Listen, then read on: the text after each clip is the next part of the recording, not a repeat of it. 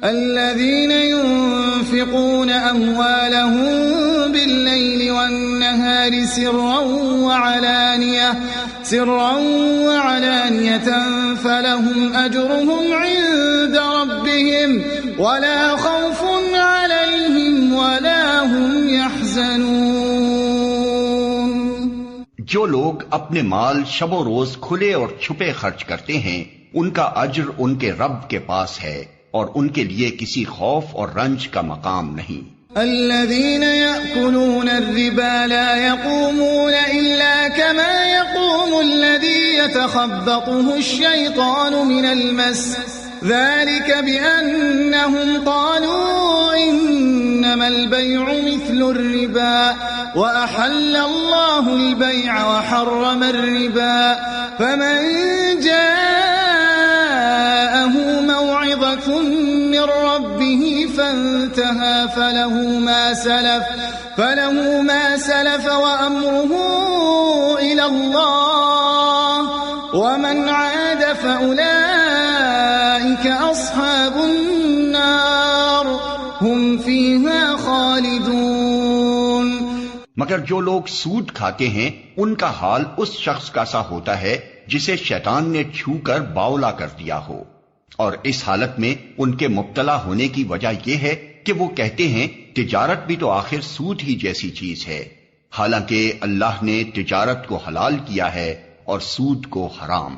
لہذا جس شخص کو اس کے رب کی طرف سے یہ نصیحت پہنچے اور آئندہ کے لیے وہ سود خواری سے باز آ جائے تو جو کچھ وہ پہلے کھا چکا سو کھا چکا، اس کا معاملہ اللہ کے حوالے ہے، اور جو اس حکم کے بعد پھر اسی حرکت کا اعادہ کرے وہ جہنمی ہے جہاں وہ ہمیشہ رہے گا.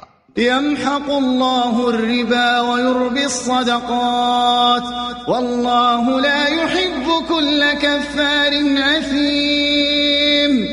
اللہ سود کا مٹھ مار دیتا ہے اور صدقات کو نشو و نما دیتا ہے، اور اللہ کسی ناشکر بد عمل انسان کو پسند نہیں کرتا. ان الذين آمنوا وعملوا الصالحات واقاموا الصلاة وآتوا الزكاة لهم اجرهم عند ربهم ولا خوف عليهم ولا هم يحزنون. ہاں، جو لوگ ایمان لے آئیں اور نیک عمل کریں اور نماز قائم کریں اور زکوٰۃ دیں ان کا اجر بے شک ان کے رب کے پاس ہے اور ان کے لیے کسی خوف اور رنج کا موقع نہیں. یا ایھا الذین آمنوا اتقوا اللہ وذروا ما بقی من الربا ان کنتم مؤمنین. اے لوگو جو ایمان لائے ہو، خدا سے ڈرو اور جو کچھ تمہارا سود لوگوں پر باقی رہ گیا ہے اسے چھوڑ دو اگر واقعی تم ایمان لائے ہو. فَإِن لَّمْ تَفْعَلُوا فَأْذَنُوا بِحَرْبٍ مِّنَ اللَّهِ وَرَسُولِهِ وَإِن تُبْتُمْ فَلَكُمْ رُءُوسُ أَمْوَالِكُمْ لَا تَظْلِمُونَ وَلَا تُظْلَمُونَ. لیکن اگر تم نے ایسا نہ کیا تو آگاہ ہو جاؤ کہ اللہ اور اس کے رسول کی طرف سے تمہارے خلاف اعلان جنگ ہے. اب بھی توبہ کر لو اور سود چھوڑ دو تو اپنا اصل سرمایہ لینے کے تم حقدار ہو. نہ تم ظلم کرو نہ تم پر ظلم کیا جائے.